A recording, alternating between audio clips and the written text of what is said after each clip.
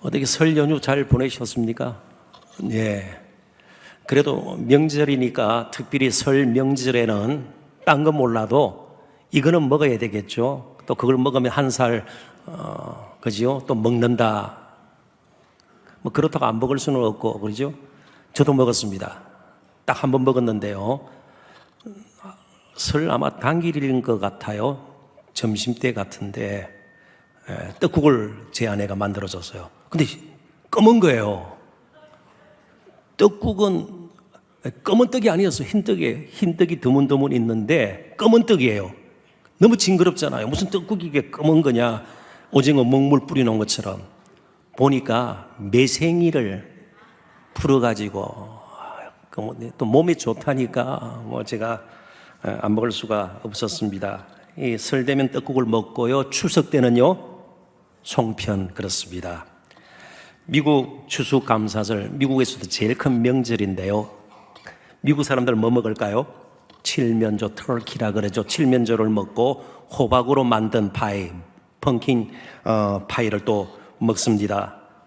결혼식 피로연, 요즘은 주로 웨딩 뷔페 같은 데서 이제 피로연을 하기 때문에 좀 사정이 다릅니다만은 이전에 시골에서 결혼을 하게 되고 피로연을 하게 되면요, 지역에 따라 지방마다 좀 음식이 다르죠. 남도 지역은요, 꼭 뭐가 나옵니까?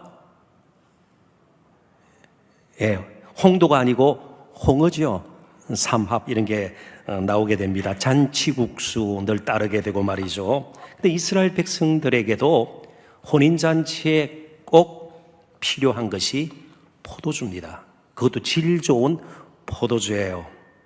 그런데 이 본문의 말씀, 우리에게는 너무나도 익숙한 말씀입니다. 갈릴리 가나라는 곳에서 되어진 겁니다. 요즘에 이제 가나의 모습이에요. 뭐 지금도 그렇게 크지 않은 산골 마을입니다. 저는 이제 저기 직접 가본 적이 있는데요. 뭐 크지가 않아요. 아주 뭐 우리나라 강원도 정선보다도 적을 것 같아요. 아주 적은 마을입니다. 이 혼인잔치가 있었습니다. 근데 예수님의 고향인 나사렛으로부터도 북쪽으로 한 14, 15km는 가야 됩니다. 그러니까 동네 잔치는 아니에요. 그리고 정말 문제가 생기지 않았어요? 포도주가 모자라는 겁니다. 아마 산골 마을이라 저 가이사라라든지 혹은 예루살렘 큰 성읍 여리고 같은 데서는요 잔치를 해도 엄청나게 크게 했을 겁니다. 그죠? 그러니까 포도주가 모자랄 리가 없는데 아무튼 좀 주량이 센 사람이 많았는지 베드로 같은 그런 제자들이 또 술을 많이 마셨는지 알 수가 없어요. 아무튼 포도주가 모자라게 되었는데 자신의 동네 일도 아닙니다. 보니까 마리아가 이 문제에 대해서 굉장히 심각하게 예수님과 의논하는 것을 보아서 어머니 쪽에, 그러니까 외가 쪽에 아마 잔치가 아니었는가 상상할 수가 있을 겁니다. 그런데 이 포도주가 떨어졌다는 것은 굉장히 심각한 문제입니다. 유대인들에게 결혼은 당사자만의 문제가 아니고 공동체의 문제고 사회의 어떤 행사이기도 합니다. 그래서 가장 사람을 무리하게 대하고 무시하는 것 중에 하나가 혼인잔치에 청함을 받았을 때 거절하는 겁니다. 이 굉장히 초청자에 대한 무례요, 모욕이요, 굴욕이에요. 동시에 초청한 사람들이 흡족할 만큼 기분을 좋게 해주지 못하는 것, 음식이 모자란다든지 포도주가 모자란 것 역시 초청한 사람에 대한 무시요, 무례입니다. 이 공동체적인 사건이에요. 그래서 간혹 소송이 일어날 정도예요. 실제로요. 이게 포도주가 떨어졌습니다. 그런데 예수님께서 물로 포도주를 만드십니다. 본문 구절을 다시 한번 읽어보도록 하십시다. 다 같이 읽습니다. 연회장은 물로 된 포도주를 맛보고도 어디서 났는지 알지 못하되 물도 온 하인들은 알더라. 연회장이 신랑을 불러, 연회장은 호스트예요. 그 모든 이제 결혼, 우리 같으면 MC라 뭐 이렇게 돌잔치나 뭐 그지요? 그렇습니다. 고희연이나 이럴 때 이 사회를 보고 전체 잔치를 주관하는 사람입니다. 물 탄 포도주가 아니고 물이 포도주로 변하여서 실제로 포도주가 이제 만들어진 것입니다. 자, 그러면 여기서 말하는 물로 포도주가 되었다. 도대체 무엇을 말할까요? 그래서 11절을 또 한번 보도록 하십시다. 11절 다 같이 읽습니다. 예수께서 이 첫 표적을 갈릴리 가나에서 행하여 그의 영광을 나타내심에 제자들이 그를 믿으니라. 표적이라는 말을 씁니다. 그러니까 기적, 이적하고는 조금 의미가 달라요. 그러니까 교훈과 의미가 그 자체에 담겨 있는 기적입니다. 근데 요한복음 1장부터 12장까지만 표적이 나오는데 7개의 표적이 나오는데 첫 번째 것입니다. 이 첫 표적, 오늘 본문에도 그렇게 나와 있지 않습니까? 11절에.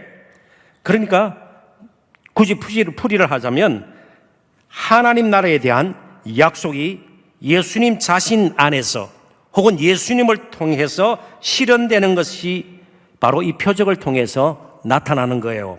그러니까 예수님이 오셔서 이런 일이 이루어질 수 있다는 것을 보여주는, 특별히 하나님 나라의 것들이 예수님을 통해서 예수님 안에서 이루어지는 것, 실현되는 것을 보여주는 것이 표적입니다. 그러니까 단순히 물이 포도주가 되었으니까 예수님 믿으면 이제 우리는 살판 났다 말이죠. 형편이 피인다, 그런 뜻이 아니에요. 무엇을 강조하고 드러내는 표적일까요? 6절을 한번 보십시다. 6절 또 읽어볼까요? 거기에 유대인의 정결 예식을 따라 두세 통 드는 동을 항아리 6이 놓여 있는지라. 그러니까 어떤 물이 포도주로 변하였는지 조금은 살펴볼 필요가 있습니다. 왜냐하면 사도 요한도 그 물이 어떤 물인지를 기록하고 있기 때문에 그렇습니다. 그냥 항아리에 있는 물이 아니라는 것이죠. 항아리 6개가 있었는데 그 항아리 6개에 두세 통이 들어간다고 그랬습니다. 한 통은 보통 40리터 정도 됩니다. 두세 통이 들어가니까 80에서 100리터 정도 들어가는 항아리가 6개 있었습니다. 그러면 꽤 양이 많은 것이죠. 어디에 사용하는 물이라고 되어 있습니까? 6절에 정결 예식을 따라, 그러니까 이 물은 일종의 종교의식에 사용되는 겁니다. 먹기 전에 혹은 예배 전에 손발을 씻는 관습, 어떤 종교적인 행위라는 겁니다.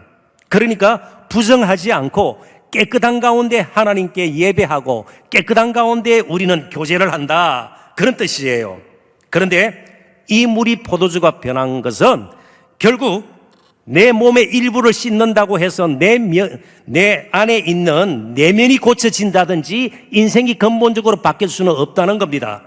조금 포도주가 되어서 형편이 나아질 수 있는 것, 이건 예수님 아니라도 괜찮습니다. 조금 더 노골적으로 표현하겠습니다.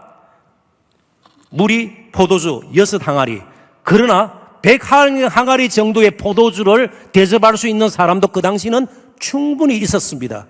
아마 삭개오 같으면 더 많은 양의 포도주를 준비할 넉넉한 돈이 있었던 거예요. 우리가 예수를 믿는 것은 단순히 좀 우리가 하나님께 어떻게든 구해가지고 우리의 정말 물 같은, 그죠? 그런 형편을 조금 낫게 해주십시오가 아니에요.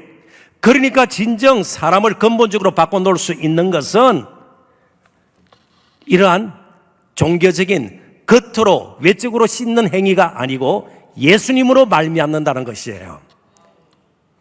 내 몸의 일부를 씻는 것이 아니라 나중에는 십자가에 못 박힐 바로 예수 그리스도의 그 몸, 그래서 성찬식 때도 예수님께서 몸은, 그죠? 떡을 표현하시면서 십자가에 달리실 몸인 것을 말씀하셨어요. 그리고 포도주잔은 뭐라고요? 많은 사람의 죄를 위해서 흘릴 나의 언약의 피다. 결국 예수 그리스도의 몸, 예수 그리스도 안에 있어야 저와 여러분이 온전히 변화할 수가 있는 겁니다. 그 예수님이 저와 여러분을 사랑하세요. 제자들을 사랑하세요. 그래서 친히 십자가 지시기 전날 밤 자신의 몸으로 제자들의 발을 씻겨주셨습니다. 이런 정결의식으로 되지 않는다는 것입니다. 실제로 이제 우리의 관심은 포도주가 아니라 물을 포도주 되게 하시는 예수님께 두어야 합니다. 그럼 예수님 때문에 우리가 항상 좋은 일만 생기는가? 그렇지가 않다는 겁니다. 우리가 기도함에도 불구하고 물이 포도주와 같은 일들이 일어나지 않을 수가 있어요. 다른 예를 한번 들어보겠습니다. 예수님의 사랑을 요한복음에 이제 저희들이 보면 베달이라는 곳에서 일어난 일입니다. 가나에서 일어난 일이 아니고요. 한 여인이 이름이 마리아예요. 너무너무 예수님의 사랑을 그가 깨달았습니다. 예수님 때문에 인생이 바뀌었습니다.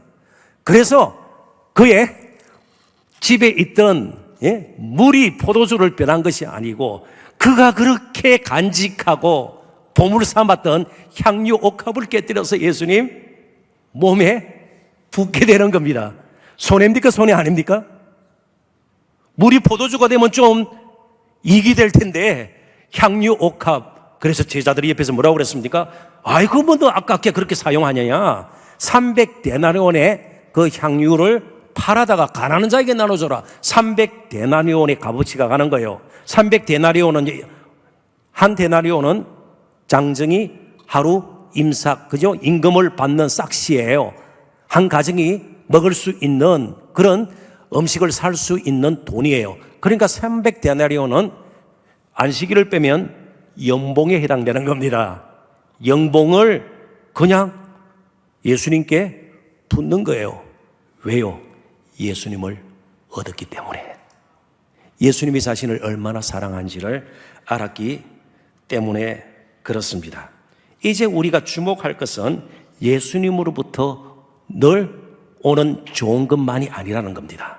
예수님 믿기 때문에 아픔도 생길 수 있고요, 향유 옥합을 깨뜨려야 되고요, 고난 가운데 처할 수도 있어요. 그러나 잊지 마십시오. 그럼에도 불구하고 그 모든 것보다 크신 예수님이 저와 여러분을 가장 사랑하시고 저와 여러분을 결코 포기하지 않으시고 예수님이 우리의 소유세요. 우리는 또 다른 기적이 필요 없어요. 더 나은 복이 필요 없어요. 예수님이 가장 큰 복이에요.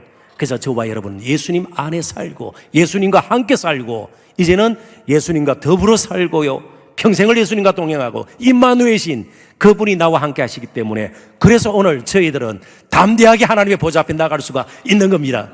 이해가 되세요? 물이 포도주가 안 될 수도 있어요. 내 향유 옥합을 깨뜨려야 될 때도 있어요. 오히려 정말 우리가 어려움을 당하고 눈물을 흘릴 때도 있어요. 그럼에도 불구하고 예수님은 여전히 우리를 사랑하시는 분이세요. 자신의 피 한 방울 남기지 아니하시고 쏟아 부으시고요, 마지막 숨 한번 들이쉬고 내쉬는 것도 저와 여러분을 위한 것이었음을 우리는 꼭 기억하셔야 합니다. 그래서 이제 예수님을 이제 우리가 알았으니 이제는 예수님과 함께하며 기뻐하십시오. 그래서 우리가 어떻게 찬양을 하고 어떤 식으로 하나님 앞에 부르짖고, 물론 우리 기도해야 돼요. 여전히 우리의 연약함을 내어놓고 하나님 앞에 나가야 합니다. 그럼에도 불구하고 예수님은 저와 여러분을 이 세상에서 가장 귀하게 여기시고 사랑하는 분이십니다. 예수님이 이 자리에 함께 하심으로 우리는 기뻐하십시다. 그래서 평생을 사는 동안 예수님 때문에 때로는 사람들이 그렇게 좋아하는 것, 붙들려고 하는 것, 정말 자랑거리로 삼는 것이 배설물로도 보일 때가 있을 때 정말 예수님은 우리의 진정한 소유가 되시는 겁니다.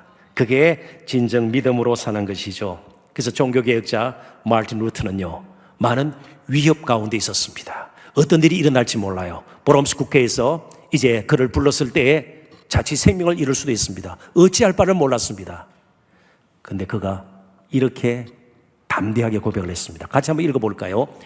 하나님이 나를 어떤 길로 인도하실는지 모르나 나의 인도자가 누구신지는 안다. 누구예요? 우리 예수님이세요. 예수님이세요. 저와 여러분을 영원토록 임마누엘 하실 그분이 우리의 가장 큰 기쁨이에요. 가장 큰 소유예요. 가장 큰 재산이에요.